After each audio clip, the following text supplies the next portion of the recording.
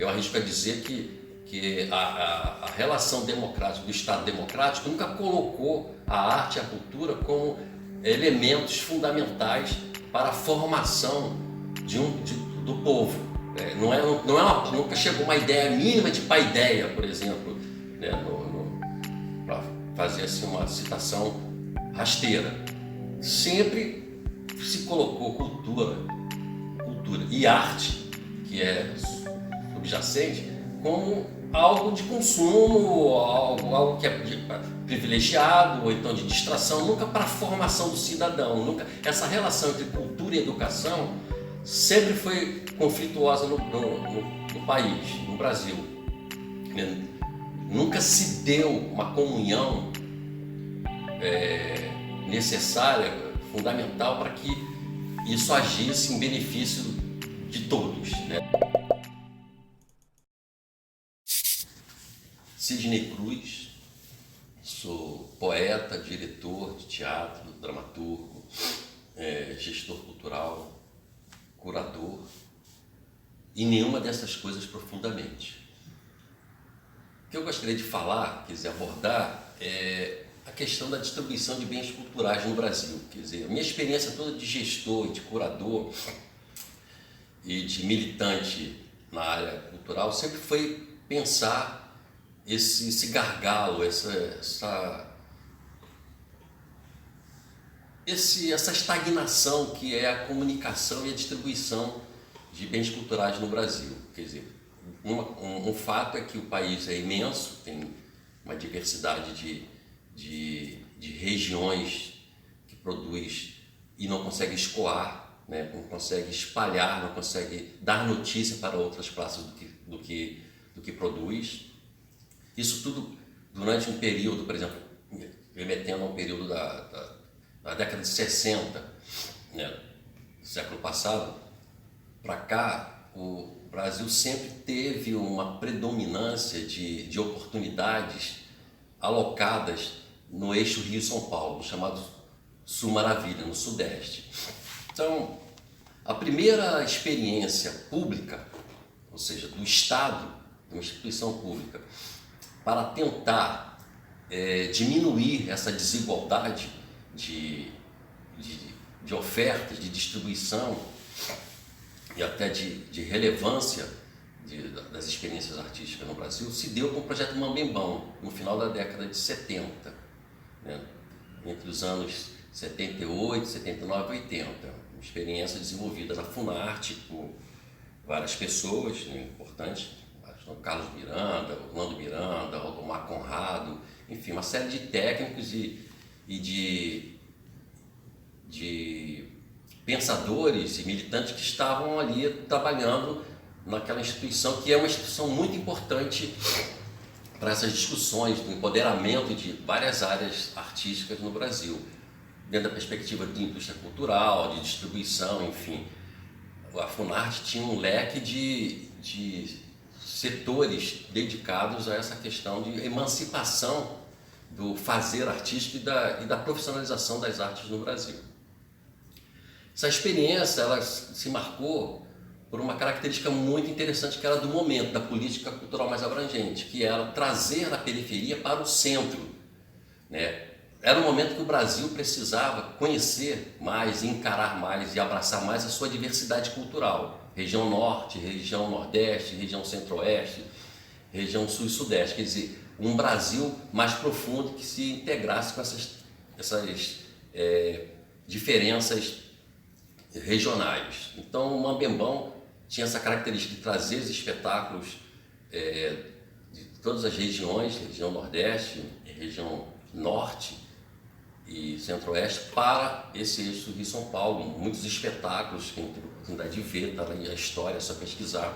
Muitos dos artistas que estão hoje aí, que fomentam, por exemplo, o aparelho cultural, tanto televisivo como teatral, surgiu nessa época. Vieram para o Sul Maravilha e ficaram por aqui. Quer dizer, esse também foi um problema que começou a ser gerado. Quer dizer, essa circulação de trazer de um lugar para outro sem ter um um confronto, um campo fértil para o desenvolvimento de uma nova coisa, para fortalecer novos mercados, não acontecia. Então, é onde a gente começou a pensar também que esse conceito de circulação precisava ganhar uma qualificação. A gente pensou que era mais apropriado trabalhar com o conceito de difusão, que difundir compreendia não só você deslocar bens culturais de um lugar para outro, mas também fazer com que os agentes desses bens culturais se encontrassem com outros agentes para criar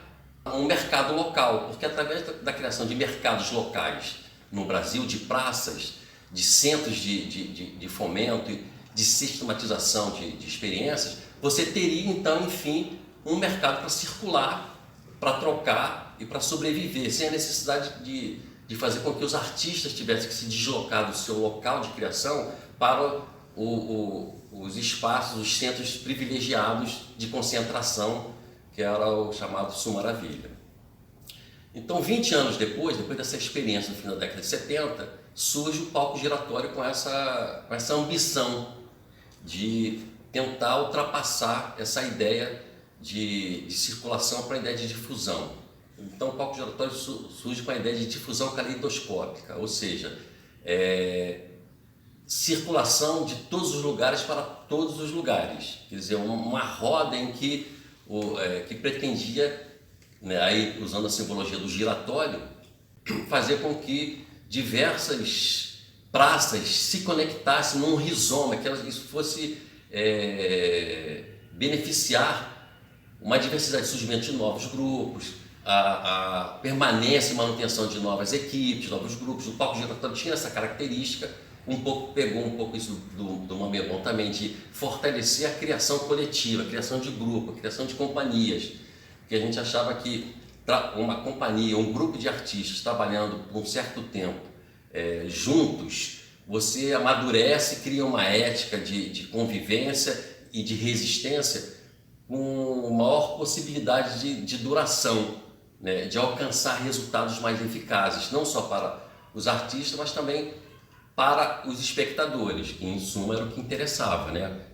Se tratava de fazer com que fazer arte no Brasil, aí eu estou falando de artes cênicas especificamente, fosse algo profissional e sustentável, né, dentro de um sistema de distribuição amplo e sistematizado.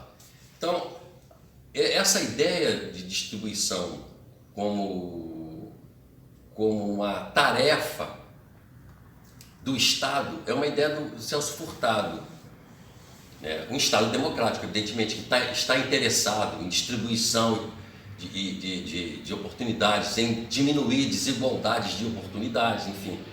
O conceito dele era de que a distribuição de bens culturais no Brasil era necessária ser mediada por instituições públicas e privadas para liberar as forças criativas da sociedade. A partir do momento em que você tem uma convivência ampla, múltipla, de oportunidades, de experiências estéticas, você poderia colaborar com a educação dos sentidos do espectador, ou seja, qualificar um pouco a forma de fruição e de influência do espectador com as obras e com os grupos artísticos de modo geral. Acho que é legal, por exemplo, por que pensar em Celso Furtado? Eu queria ler uma citação aqui de um livro dele. Ele escreveu isso em 2000, não, muito antes. Devia ter visto isso antes, né? Mas tudo bem. Em 1984, veja só, 1984, ou seja, a gente já está assim no começo, o Ministério da Cultura está começando a ser retomado e ele, um cara da economia, é chamado para essa função. E, espantosamente, é o cara que apresenta uma maior sensibilidade para a relação da economia, do desenvolvimento econômico. Ele dá uma dimensão para a economia para além, né, do mercado, da coisa mais tradicional da economia. Ele puxa para a economia dos bens culturais, ou seja, a economia da subjetividade do cidadão. Ele diz o seguinte: é certo que o maior acesso a bens culturais melhora a qualidade de vida dos membros de uma coletividade. Mas, se fomentado indiscriminadamente, pode frustrar formas de criatividade e descaracterizar a cultura de um povo. Daí que uma política cultural que se limita a fomentar o consumo de bens culturais tende a ser inibitória de atividades criativas e a impor barreiras à inovação. Em uma época de intensa comercialização de todas as dimensões da vida social, o objetivo central de uma política cultural deveria ser a liberação das forças criativas da sociedade. Então, essa coisa das forças criativas, que a política cultural deveria fomentar, que eu acho que é o nó de uma política cultural pública. Não pensar no imediatismo, é pensar sempre a médio e longo prazo, instaurando conexões nas diversas regiões, nos diversos estados, para que você tenha realmente um verdadeiro circuito de trocas, de alimentação, em que a cadeia produtiva das artes cênicas comece a ser construída, erguida a partir das suas especificidades, ou seja, formação de técnicos, criação e adaptação de espaços específicos para as diversas linguagens, cinema, teatro, biblioteca, espaços específicos para a música, com acústica própria, ao mesmo tempo em que a precariedade também exige uma criatividade, onde você pode adaptar diversos espaços com poucos recursos, você vai fazendo isso e vai ampliando a interferência da ação cultural nas localidades, no cotidiano, nos bairros, nas comunidades, enfim. Então, o conceito do palco giratório, ao criar a ideia, o conceito operacional de aldeia, veio em função também de uma relação, não só do Celso Furtado, mas com o Michel Marchesoli, que é uma coisa que eu comecei a estudar na época, e o Marchesoli falava muito disso, da graça de estar junto, né? do lugar como um lugar de convivência, como um paraíso, um lugar de refúgio, onde você renova a sua criatividade a todo instante.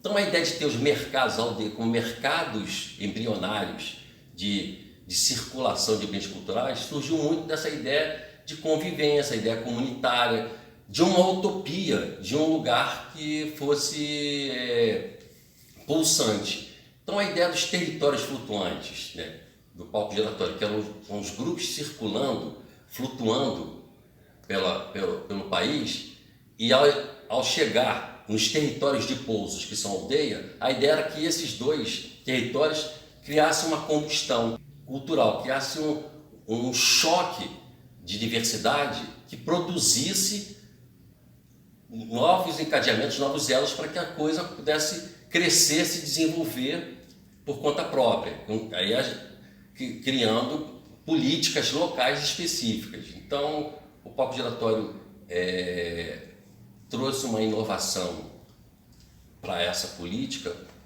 de distribuição de bens culturais, ao dar importância, ao mesmo tempo, para os espectadores. Era preciso que os espectadores fossem emancipados, né? É preciso que o espectador alcançasse